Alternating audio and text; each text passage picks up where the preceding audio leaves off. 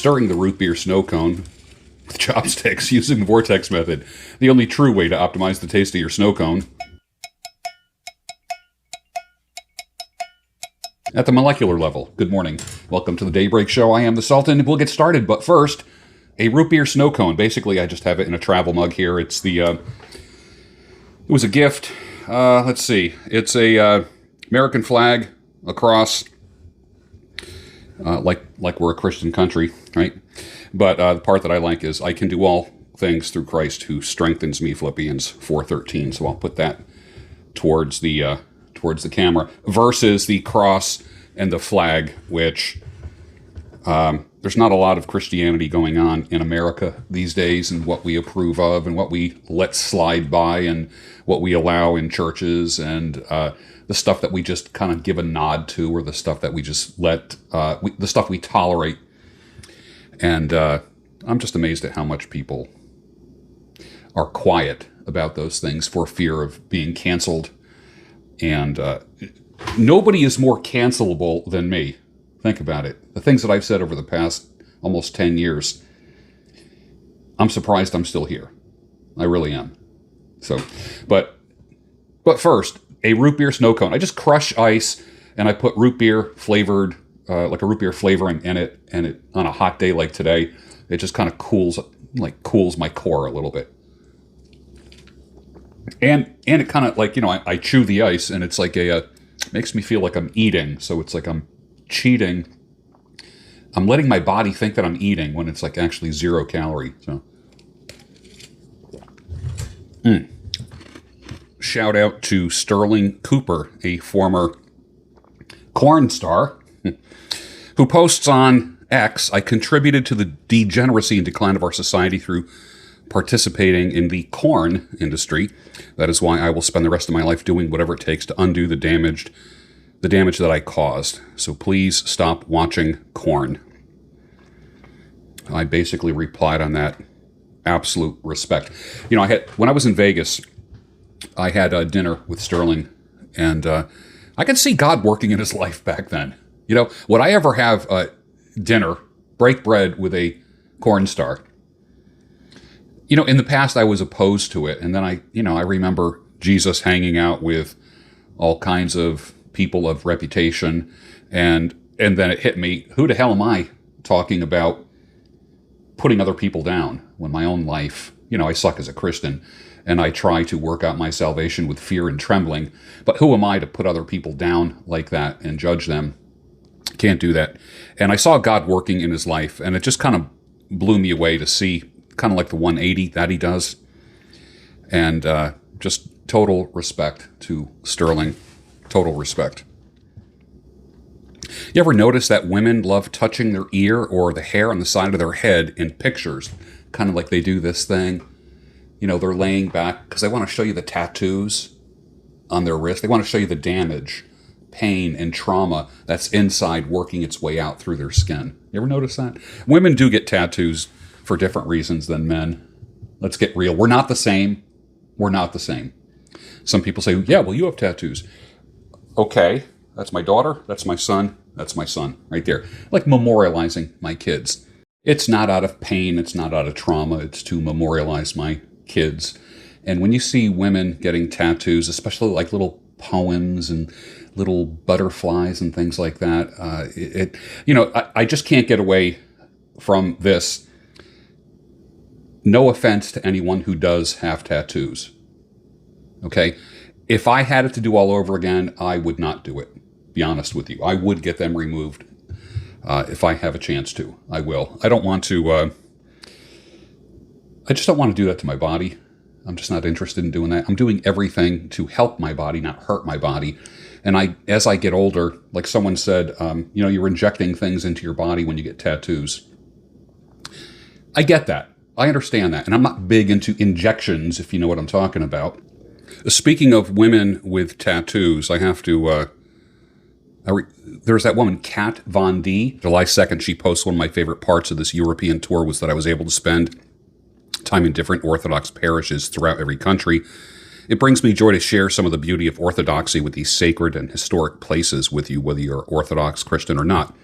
Since officially entering the Orthodox Church this last Pascha, Easter time, many of you have lovingly asked to hear more about why I converted from Protestant to Orthodoxy. After speaking about it with Archpriest Father Stephen, he strongly and wisely encouraged me to refrain from going out and doing any public interviews about it until at least a year, which I think is great advice. Regardless, I never want to hide where I am, spiritually speaking, but I'm okay in waiting until I am better equipped to represent the church that I love so much. In the meantime, I hope you enjoy peeking into this window. It's a big part of my life that most of the time I keep to myself and loved ones. Special thanks to Archdeacon Joseph in Warsaw for being so gracious with his time and mapping out all the wonderful recommendations. Because of his help, I was able to attend Divine Liturgy, important feast days, and have much needed quiet, prayerful moments throughout this tour. Lord Jesus Christ, have mercy on me, a sinner. That's from Kat Von D. I can appreciate that. And that woman is covered with ink. Covered. Big respect to her. Well, find yourself a woman who doesn't watch TV, the news, and doesn't drink alcohol. That would be a good start and a big old W for you. If you just kind of like set these standards for yourself, you're actually going to make it harder to find a woman if you're a single man and if you're still looking for a woman, if you haven't gone your own way and you still want female companionship or company. Find yourself a woman that doesn't watch TV, the news, and doesn't drink alcohol. I dare you. That's needle in a haystack kind of stuff, isn't it?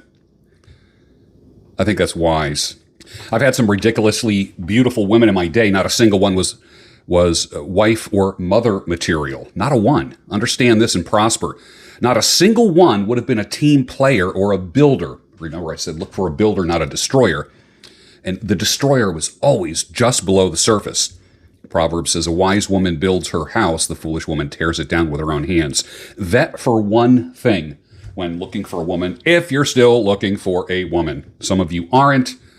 Some of you are. Some of you are open to it. The one thing, is she capable of building? That's why I say date long, marry slow, divorce fast, if you're going to get divorced. Date long because it takes up to 5 years for crazy or rebellion to come out. Marry slow. What is the hurry? What is the hurry?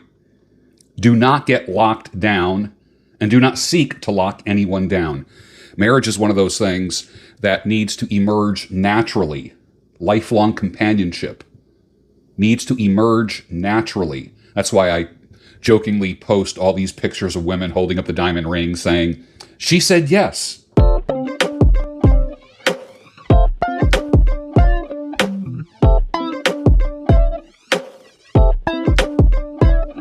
Kind of like the tone deaf literalists say, that's the fourth woman this week that you're saying that you're engaged to. I'm like, dude, like if I got to explain it to you, then you better get out of your mom's basement or something. My opinion, orthodoxy is the best, Christian orthodoxy, but not all Orthodox churches are. So you need to choose wisely, my friend.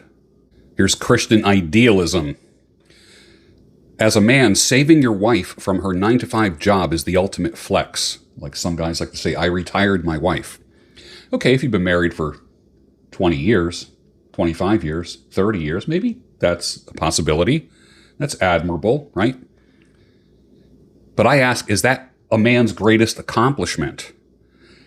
I contend that if she's not cranking out babies for you, she needs to work. I had a woman that I was engaged to, and I remember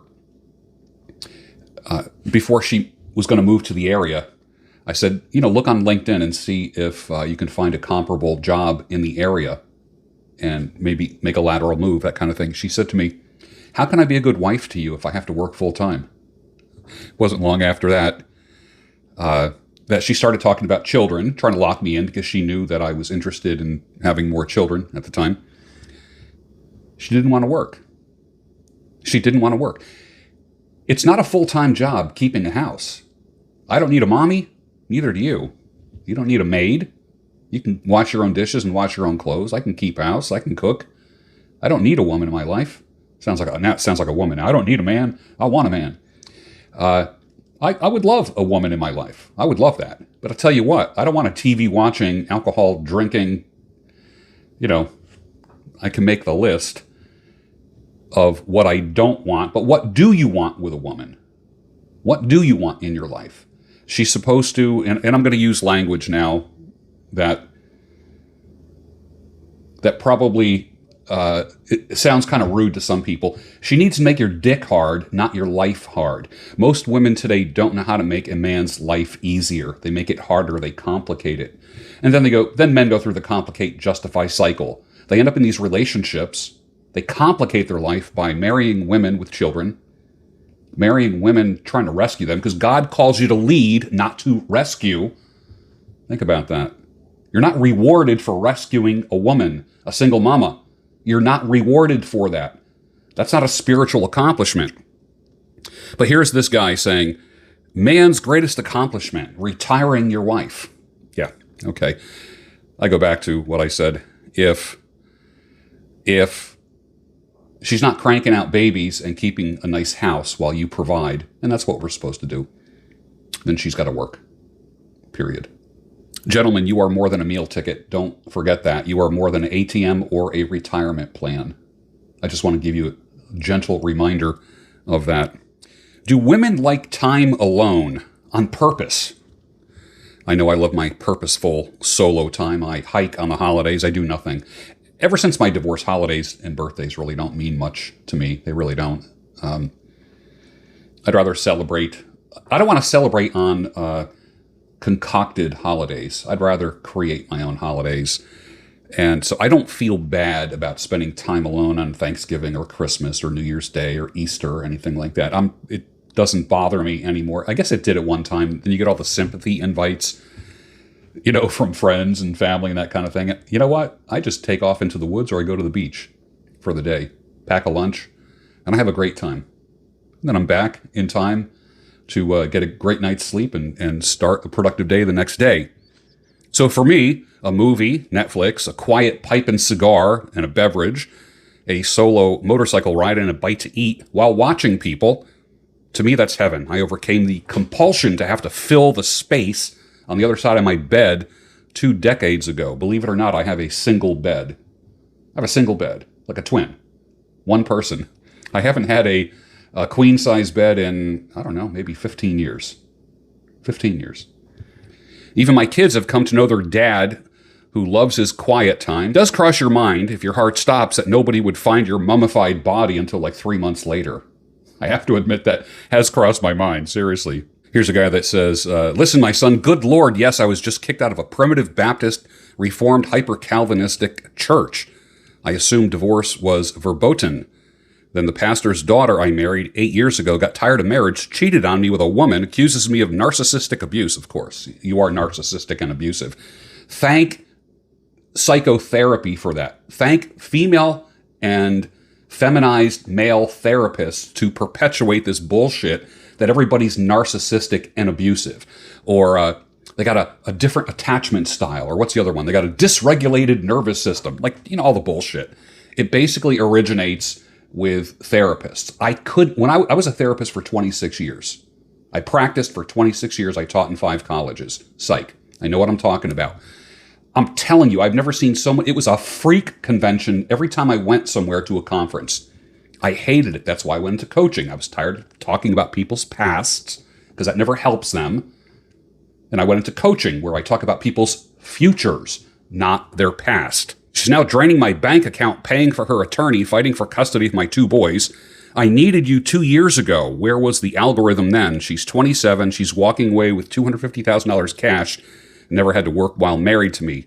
Reformed brothers, all Christian brothers, listen to this man and to me. If the Jesus-loving Reformed pastor's daughter isn't held to respecting the institute of marriage, nobody ever will. And my response is, just marry a Christian woman. I got into some arguments with some guys, some kind of like trad Catholic guys. Their answer is, just marry a Christian woman who doesn't believe in divorce. Really? Guess what? Divorce rates do not discriminate. Christians, evangelical Christians, get divorced just as much as secular people. Christianity does not affect the divorce rate. You think it would, but it doesn't. Yeah, I'm not real keen on the Christ pill bros. I'm keen on Christ, but not on the Christ pill bros. Talk about a waste of time. Putin believes that marriage is between a man and a woman. No wonder Emmanuel Macron wants to bomb Moscow. Connect the dots. If you know, you know. Dr. Robert Glover, a man that I used to respect. I will respect him and shake his hand. And, if I bump into him again, I had him on the show a couple times and we got along well. We actually had a great show. But he believes, he did a video recently called The Honest Truth About Women and Sex. And he said, men are too focused on body count. Really? You have a doctorate? You know what that tells me more about Dr. Robert Glover than it does anything else. Maybe he's showing a little window into his life, but that's none of my business. And a lot of people are like, oh, you should read his book. I did read his book. It was a good book. But it's funny how one video can just kind of undo all the respect that you have for somebody. And he was talking about those red pill guys. Well, who exactly is he talking about? Another Manosphere type guy leading men down a road of destruction, darkness, and despair. Wife up them hoes, man. Wife them up. Rescue them. Listen, God called you to lead, not to rescue. I'll say it again.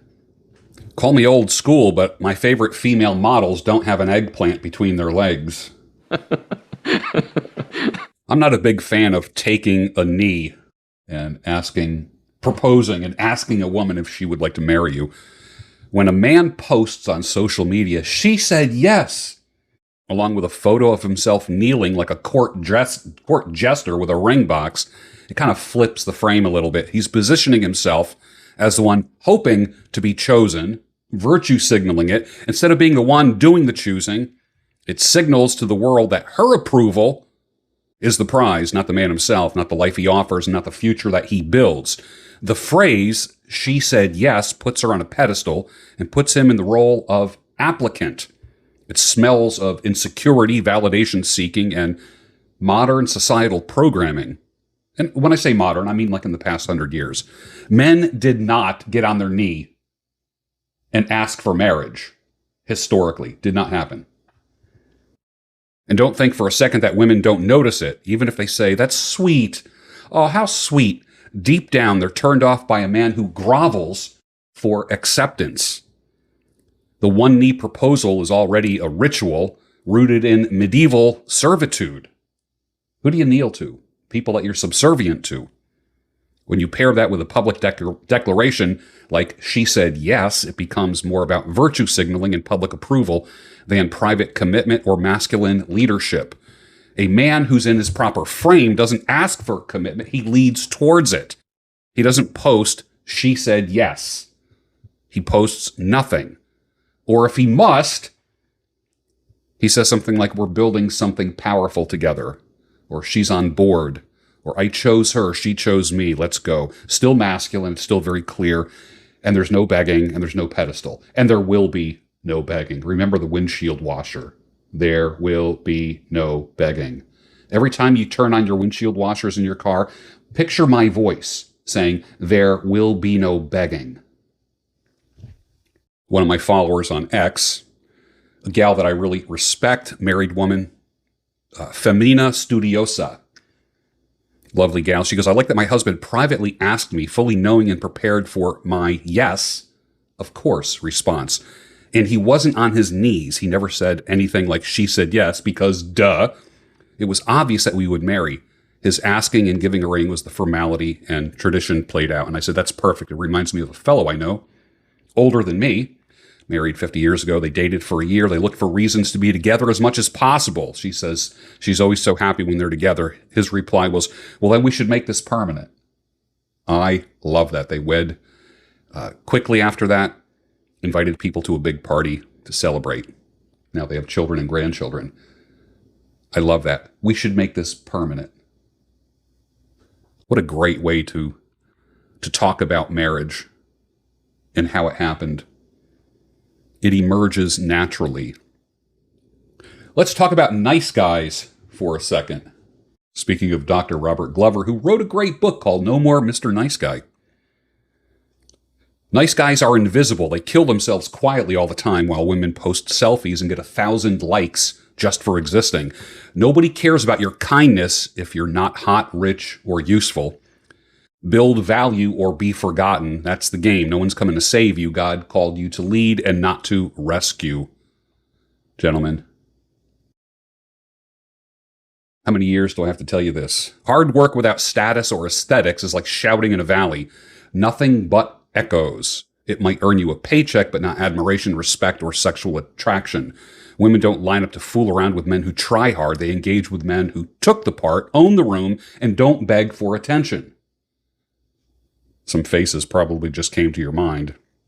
Nice guys will always be invisible to women because they confuse being nice and agreeable with desirable and valuable. Women don't desire nice. They basically tolerate nice guys until something better walks into the club, the gym, the party, the church, the dating site, spring break, some freak opportunity, or the workplace.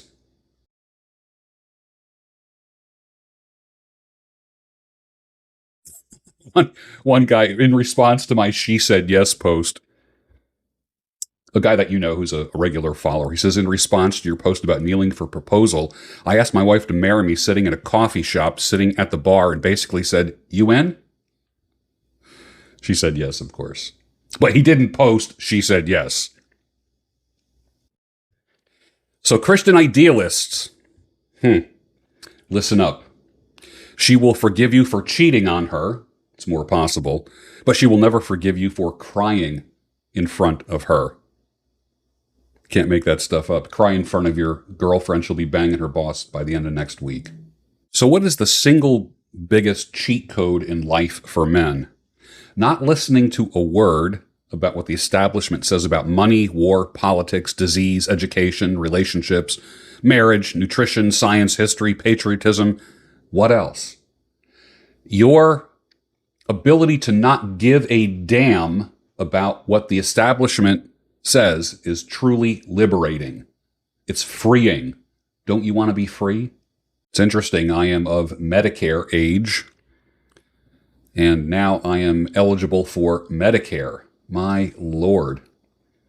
I am eligible for Social Security, where I have to apply to get my own money back that I paid into for the past 50 years. That's interesting.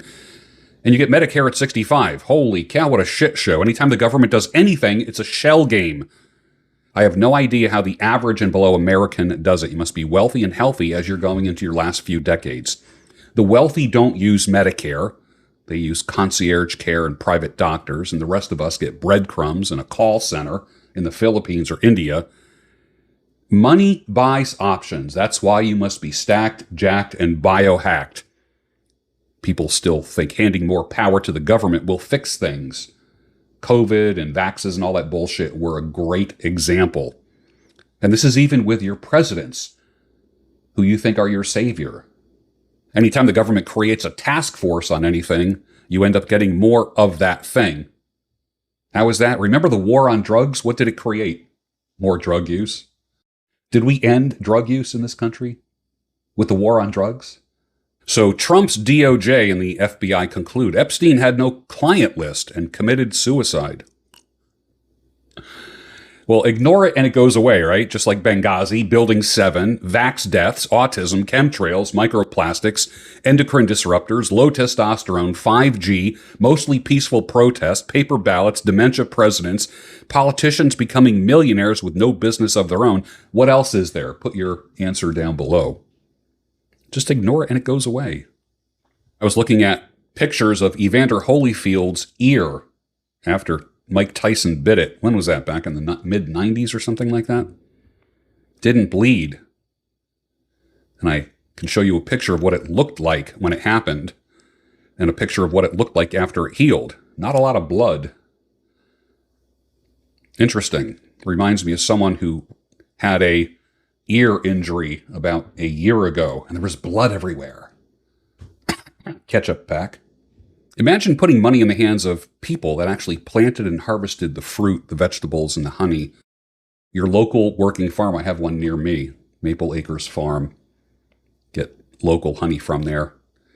Seasonal vegetables, no hormone, no antibiotic, beef and pork and chicken. It's pretty awesome. It's one of the only working farms in my area. I think it's the only one in my direct area here. I have to travel close to an hour to find a farm, an actual working farm. But to me, your local farms are the real Whole Foods markets. So if you were better 1% every week, what would that look like? Would that include strength, weight, income, better marriage or relationship? What would be your focus? What objective method would you use to measure the improvement? What are your metrics? I say when it comes to body, some people say, well, don't worry about the mirror. Some people say, don't worry about the scale. I say, nonsense. The scale and the mirror are great metrics. If you like what you see in the mirror, you're actually accomplishing something. If you like what you see on the scale, you're actually accomplishing something. You want to go even further, pull out the tape measure. Great metrics right there. So the Manosphere, here we go. This is my anti-Manosphere rant. The Manosphere keeps selling the illusion that if you lift more, make more, and you alpha just a little bit harder, that you'll magically win, that you'll get chicks, clicks, hearts, and likes. But it's not going to get you anything of value. What's missing is charisma. And charisma can't be taught. I'm sorry. Men on panel shows, big L. Making fun of other men in the Manosphere, big L. Elevating bimbos on panel groups, big L. Name just one manofag with charisma. I'll wait for that one. Dogs are a man's best friend. Diamonds are a woman's best friend. That's all you need to know. Now act accordingly and go get a motorcycle and a dog. A Honda motorcycle will outlive most modern relationships and marriages. Honda never asks, what are we? It knows what it is: reliable, efficient, low maintenance. One gives you freedom. The other gives you TikTok videos titled, Why Men Ain't Shit. The Honda doesn't care about how much you make, how tall you are, if you forgot to validate its feelings. It just runs. Modern relationships, they run you. So in business terms, just know where to invest your money and your time. People ask me all the time, I get this question at least once a day, what should I invest in? You know, because I talk about investments and some of the latest things and the areas where I've made money. My number one answer is yourself. Invest in yourself. The best return on investment is in yourself. I love this picture. He's a 2, but it's 4th of July and he has a boat. Shows like a fat guy on a boat with 3 bikini-clad women on the boat. How true is that? Women don't marry man, they marry the lifestyle. Never forget that. So you've heard it said in the Manosphere, hold on, let me get my root beer snow cone. Got to learn how to do that. It's so good. You've heard the concept of alpha fucks, beta bucks. It's brutal, isn't it? But it describes an often observed pattern in modern dating dynamics.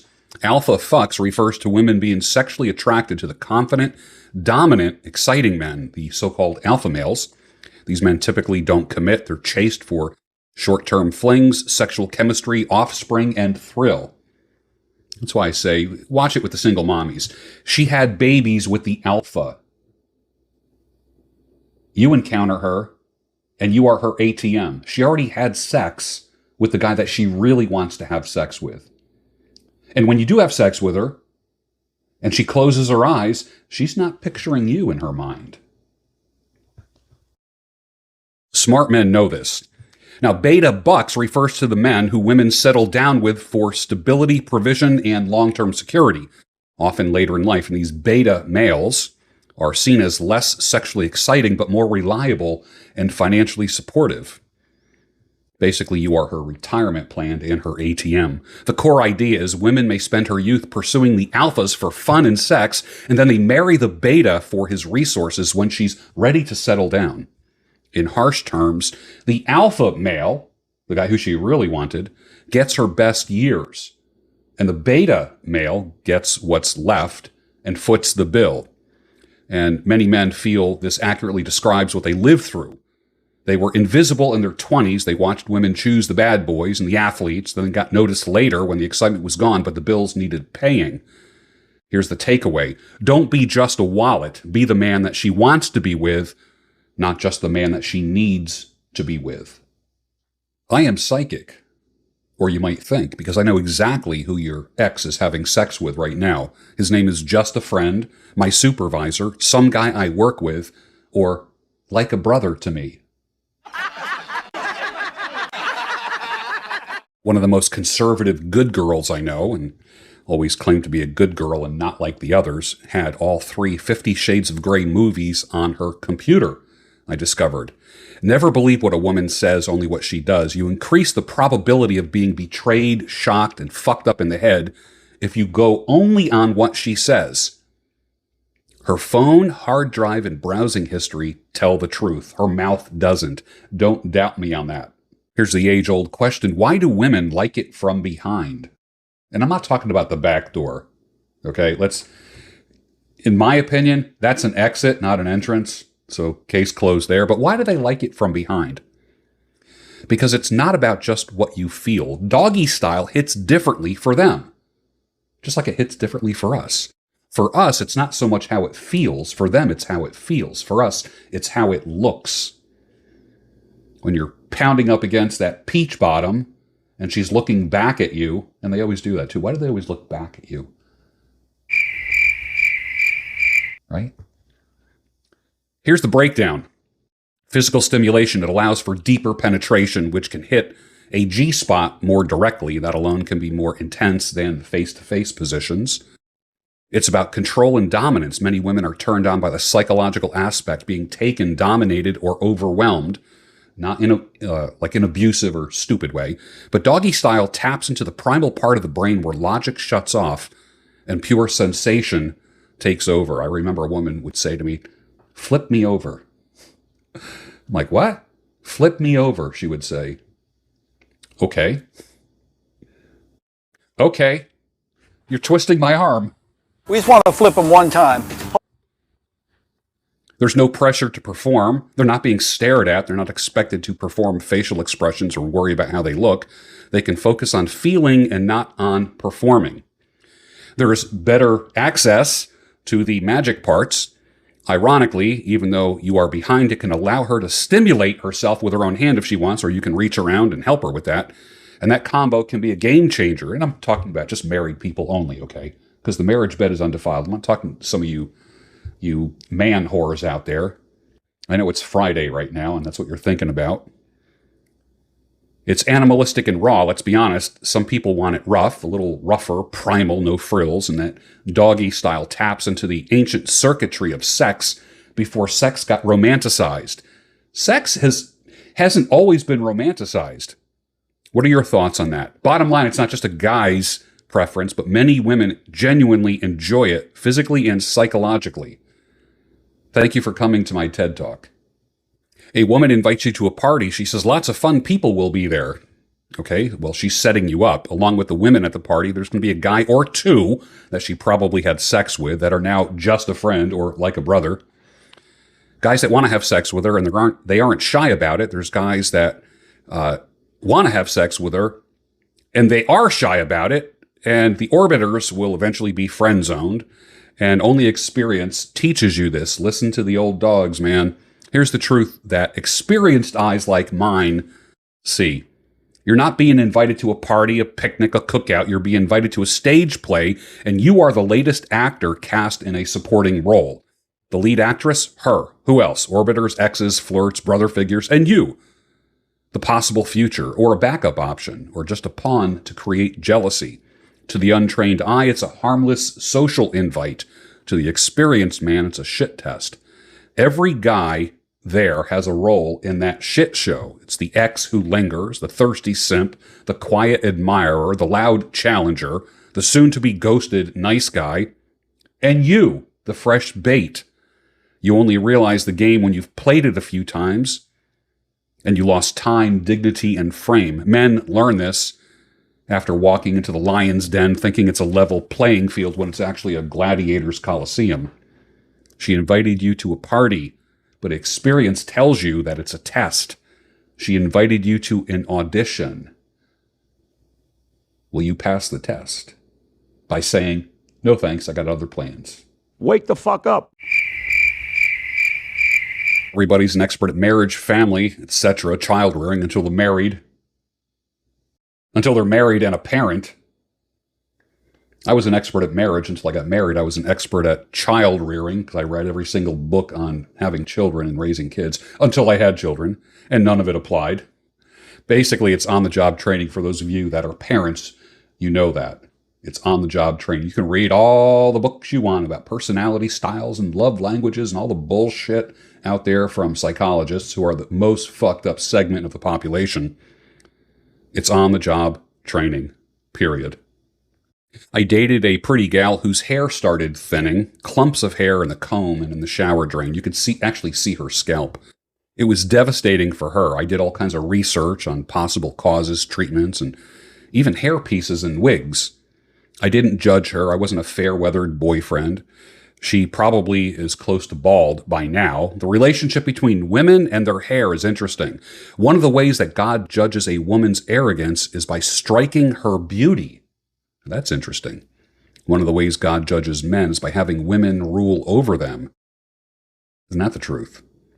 So what does this Old Testament scripture tell you about men's nature and women's nature? In Isaiah 3, the Lord said, "Because the daughters of Zion are haughty and walk with outstretched necks and glancing wantonly with their eyes, mincing as they go along, tinkling with their feet, therefore the Lord will strike a scab on the heads of the daughters of Zion, and the Lord will lay bare their private parts. In that day the Lord will take away the finery of the anklets, the headbands and the crescents, the pendants, the bracelets and the scarves, the headdresses, the armlets, sashes, perfume boxes and the amulets, the signet rings and the nose rings, the festal robes, the mantles, the cloaks and the handbags, the mirrors, the linen garments, the turbans and veils. Instead of perfume there will be rottenness. Instead of a belt, there's a rope. Instead of well-set hair, there will be baldness. Instead of a rich robe, a skirt of sackcloth, and branding instead of beauty.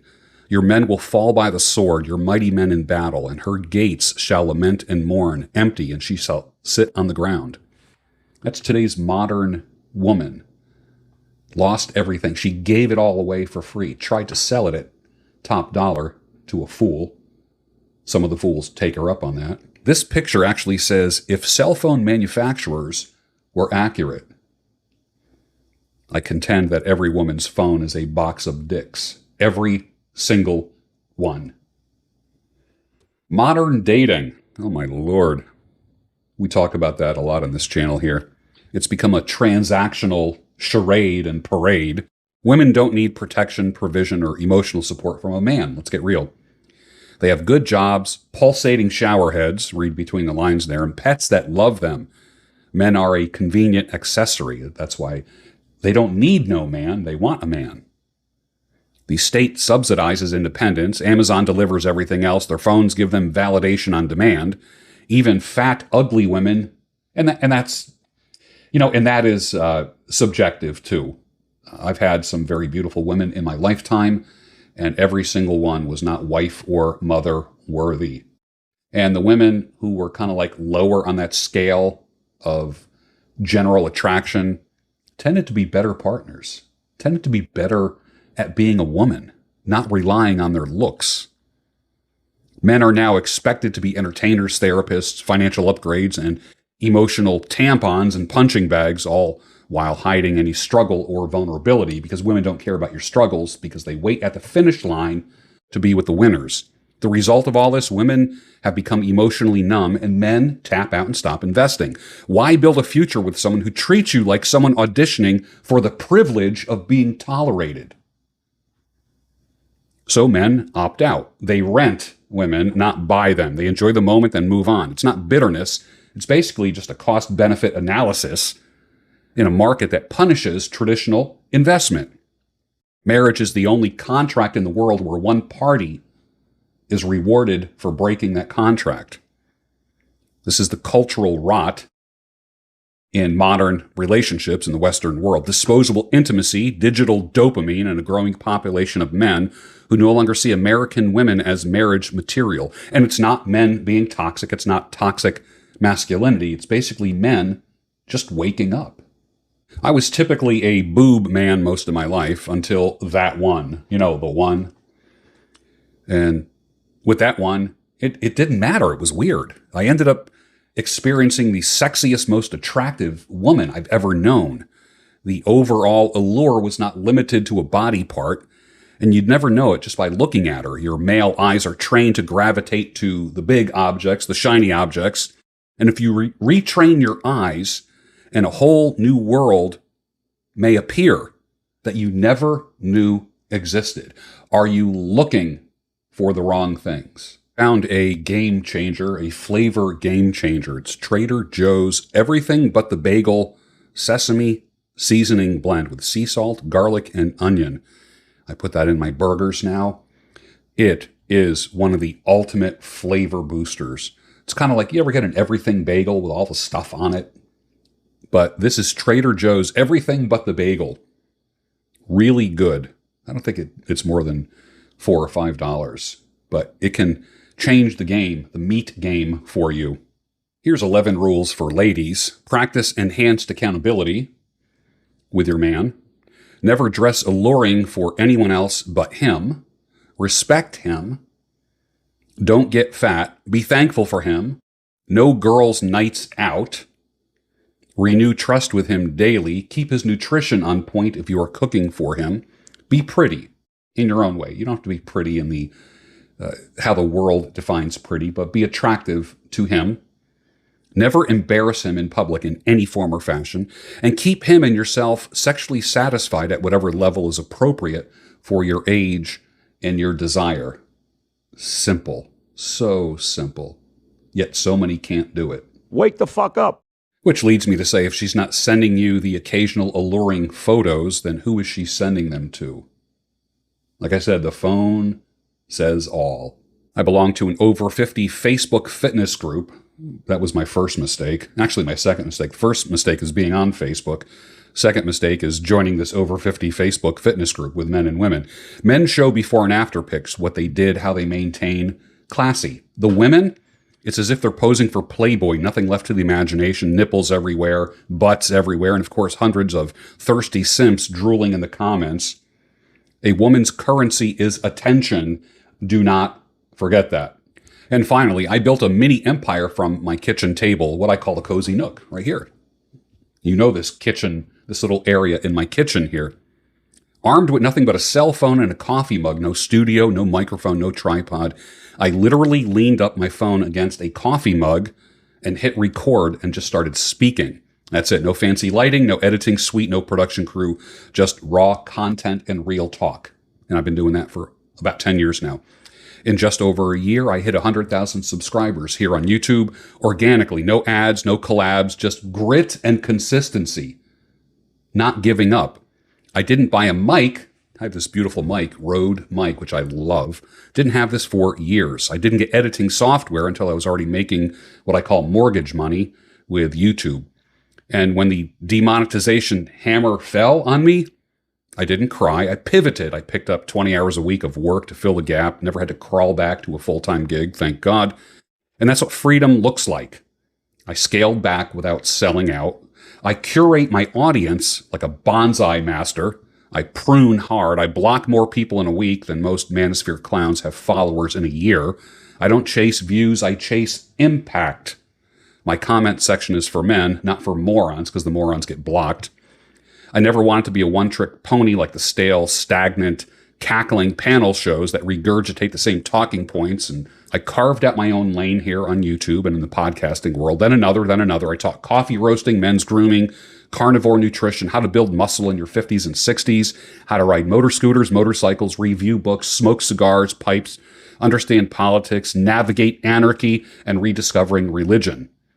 When I criticized Jordan Peterson, I lost 5,000 subscribers in 48 hours. I didn't flinch. It was bye-bye. When I spoke the truth about the pandemic, remember I used to say pan, dem, ick. I lost tons more, but I had the aerial view. I didn't give up. And guess what? I was 100% right. The same alpha loudmouths preaching about masculine sovereignty. They rolled up their sleeves and they all took a damn jab without a peep. Maybe that's a question that you should ask every single creator you watch. Did they take the jab? And if they did, why are you still giving them your time? I went from being a therapist and college professor for over 2 decades, talking to people about their pasts, to being a coach, and talking to people about their future. Today, I reach 1.3 million people across all the platforms with one message: sanity, clarity, and reason for men. Here's the truth. I've done more with a single cell phone in almost 10 years than I did in the previous 35 years.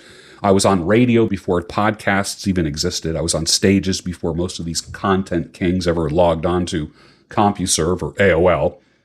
I had real-world influence when likes were just something you said in a conversation. So now, stop whining, stop waiting, stop blaming. You're holding the greatest tool in human history in your hand: a studio, a mic, a camera, and an editor. Your cell phone. The only thing missing is your balls. Get to work. If you need help, just DM me, and I'll help you get going. 1 or 2 sessions, and I'll help you get up and running. Alcohol. I haven't drank since last October. Said to myself, I'm going to give myself a year to do it. Just see what it's like to be alcohol-free after drinking for 56 years. Not an alcoholic. I just was a social drinker and enjoying the occasional old-fashioned and glass of wine with dinner, that kind of thing. But I just stopped just to see. I'm not sobering up or anything like that. Alcohol is a quiet thief. It takes a little bit from you every single day. Your health, your money, your time. And one day you look around and then you realize everything is gone. I remember, I forget what year it was, maybe 2016, I stopped going out, just for the heck of it, stopped going out, because I was going out 2 to 3 times a week. And what I did was, for 1 year, all the money that I would spend going out to see bands and sit at a bar and carouse and all this kind of stuff, philandering, I took all that money and I put it in a coffee can. At the end of 1 year, I had $16,000 in cash in a coffee can. And it blew my mind how much I spent going out. And I'll leave you with this. How do people stay married for 50 years? You don't have phones filled with options, and you fix what is broken. And with that, finish your root beer snow cone, and I'll see you on the next Daybreak Show, the only home of sanity, clarity, and reason.